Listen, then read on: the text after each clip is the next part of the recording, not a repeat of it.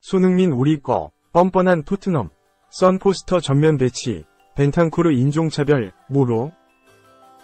손흥민의 소속팀 토트넘 호스퍼가 정작 화제가 되고 있는 로드리고 벤탄쿠르의 인종차별 사건에는 침묵하더니 주장 손흥민을 전면에 내세우면서 다가오는 2024에서 2025 시즌 일정을 홍보했다.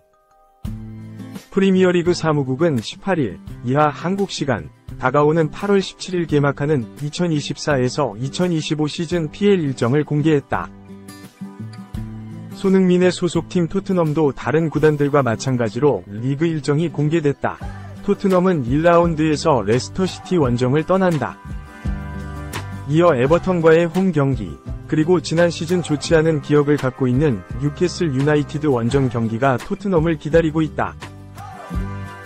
일정이 공개된 뒤 토트넘은 구단 공식 사회관계망 서비스 계정을 통해 주요 일정인 런던 더비들이 언제 열리는지 정리해 공개했다.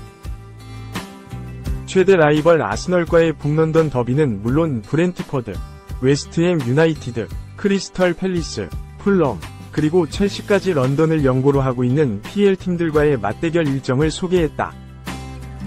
논란이 된 건 토트넘이 일정을 소개하는 이미지의 대표 선수로 손흥민을 내세워서다. 손흥민이 지난 시즌 팀의 주장이었고 다가오는 시즌에도 주장 완장을 찰 가능성이 높은 데다 토트넘의 인기 스타이기 때문에 손흥민을 대표로 세우는 건 이상하지 않은 일이다. 하지만 정작 최근 화제가 된 인종차별 건에는 침묵을 유지하면서 피해를 입은 손흥민을 마치 모델처럼 세웠다는 점에서 좋은 여론을 얻지 못하고 있다. 사건의 내용은 이렇다. 토트넘에서 손흥민과 함께 뛰는 우루과이 출신 미드필더 벤탄쿠르가 지난 15일 우루과이 방송 프로그램인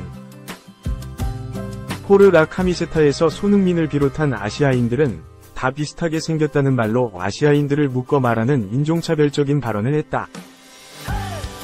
당시 포르 라 카미세타위 진행자는 벤탄쿠르에게 한국 선수의 유니폼을 부탁했는데 토트넘에서 뛰는 유일한 한국 출신 선수가 손흥민이라는 점을 생각해 벤탄쿠르는 진행자에게 손흥민의 별명 라고 되물었다. 진행자는 세계 챔피언의 유니폼도 괜찮다고 말했다. 문제는 여기서 발생했다. 벤탄쿠르는 웃으며 아니면 소니 사촌의 유니폼은 어떤가? 어차피 그 사람들은 모두 다 똑같이 생겼다 라고 했다. 아시아인들의 외모가 거기서 거기라는 말이었다. 인종차별적 발언으로밖에 해석할 수 없었다. 벤탄쿠르의 발언이 논란이 되는 건 당연했다. 자신의 발언이 사회관계망 서비스에 퍼지자 벤탄쿠르는 자신의 SNS를 통해 사과의 말을 전했다. 그는 소니 형제여, 이번에 일어난 일에 대해 사과하고 싶다. 정말 나쁜 농담이었다. 나는 너를 정말 좋아하고 너를 존중하지 않으려고 한다거나 너를 비롯한 다른 사람들에게 상처를 주려는 게 아니라는 걸 알 거다. 사랑해 소니 라며 사과했다.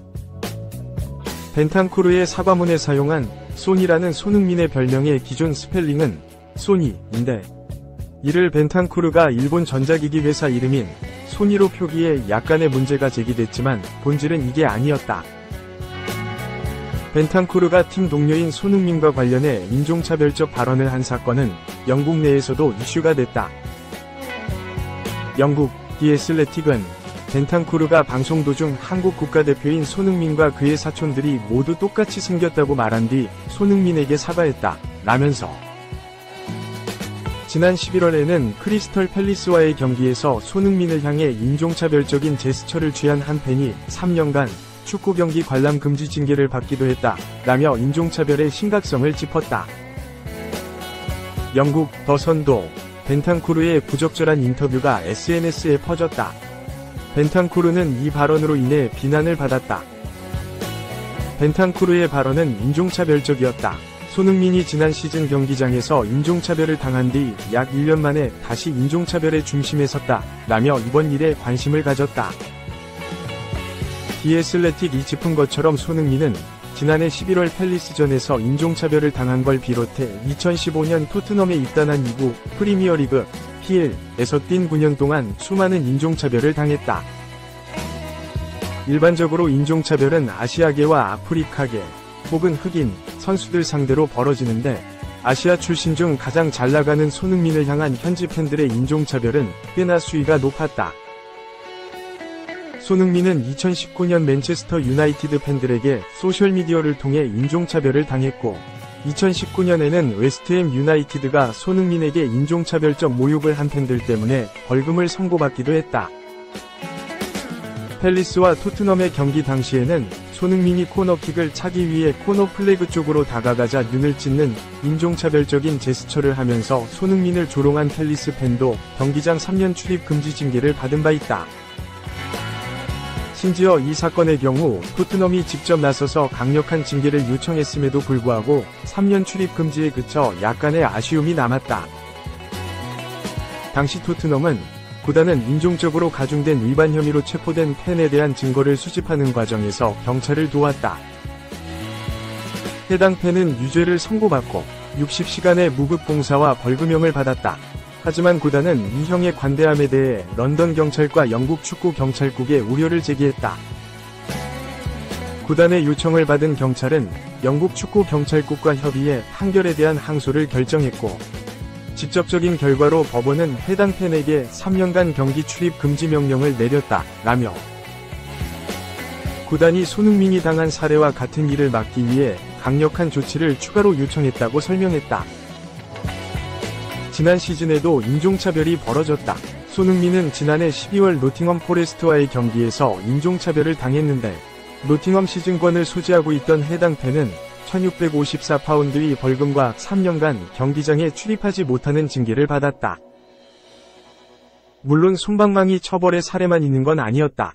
다른 사례로 지난 2022년 8월 첼시와 토트넘의 경기에서 손흥민에게 인종차별적 제스처를 한 첼시 팬은 무기한 출입 금지 징계를 받았다. 첼시는 자신들을 지지하는 팬에게도 예외 없이 강력한 처벌을 내렸다. 오히려 첼시라는 구단의 이름에 먹칠을 했다면서 강경한 입장을 유지했다. 토트넘 팬들도 이번 일에 대해 충격을 받았다. 토트넘 팬 커뮤니티 스퍼스웹은 이번 사건을 다루며 이 상황에 대해 무슨 말을 해야 할지 모르겠다.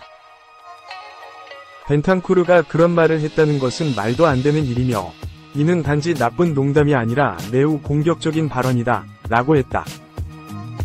이어 나는 손흥민이 그 발언을 마음에 새기지 않기를 바라고 두 사람이 프리시즌을 위해 함께할 때 괜찮기를 바란다 라며 손흥민이 벤탄쿠르의 발언으로 인해 상처받지 않기를 원했다. 영국 매체들의 관심과 충격받은 현지 및 국내 팬들의 반응에도 불구하고 토트넘은 이번 사건에 대해 침묵하고 있다. 오히려 인종차별을 겪은 손흥민을 메인 모델로 내세워 뻔뻔한 태도까지 보이는 중이다.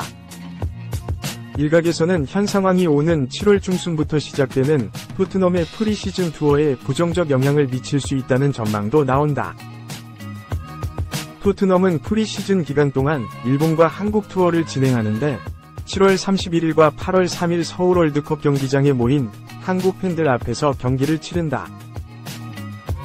손흥민이 한국 축구의 영웅과 같은 존재이기 때문에 토트넘이 손흥민이 겪은 인종차별에 대해 침묵하는 현재 상황이 지속된다면 토트넘을 마주하는 팬들의 반응은 싸늘할 수밖에 없다.